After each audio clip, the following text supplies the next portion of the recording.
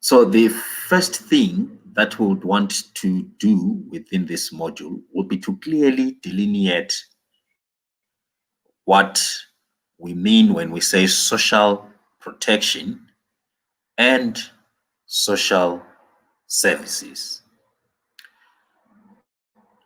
The framework that we're going to build will be both for social protection as well as social services.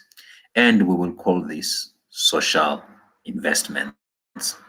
And then we'll end this first module with linking of social investments to the development goals as well as Agenda 2063.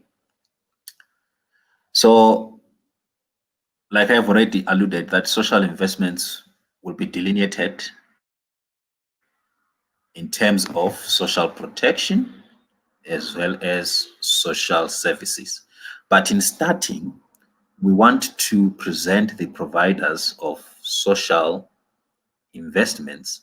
These are the state as well as the non-state. The non-state relates to the private provision of social investments as well as community provision plus non-state profit plus non-profit organization provision.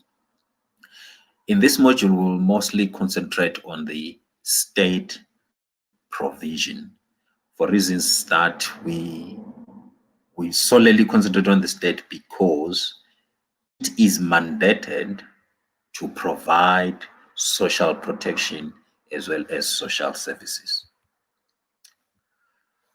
Most of the definitions that we would use come from the social protection policies, that is, the policies that countries use to run their social protection systems.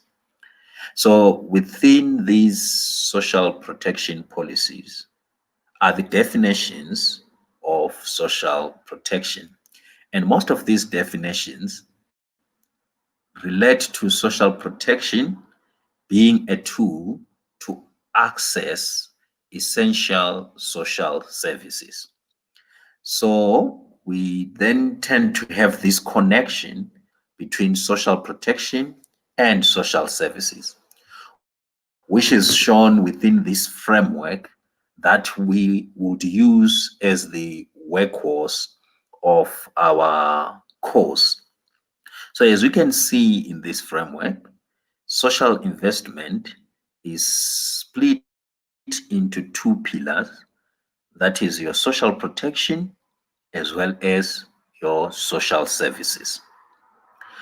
With social protection, there are two instruments to it. The first one, and the most relevant for Africa, will be social assistance. The second one will be social insurance. Now, these become the core. And then the third instrument is access to social services. But this instrument is also connected to social services, which mainly we cover health as well as education. So now within this framework, we will emphasize on the provision, access, and utilization of social services. The provision will be, do our countries provide adequate health care? Do our countries provide adequate education, for instance? How are these accessed? And we'll be now talking about access to social services. And then the utilization. How are these utilized? Are people able to go to the nearest health center without difficulty?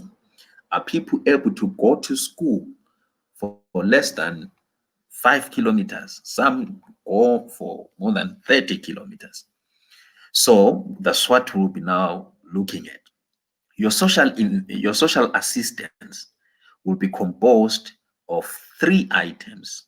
That is your cash transfers, which will help people to have money to access social services, your food transfers, which will help people to be to have a good nutritious level, as well as public works, that is an intervention mostly for your youth and adults, so that they may also have money to access social services.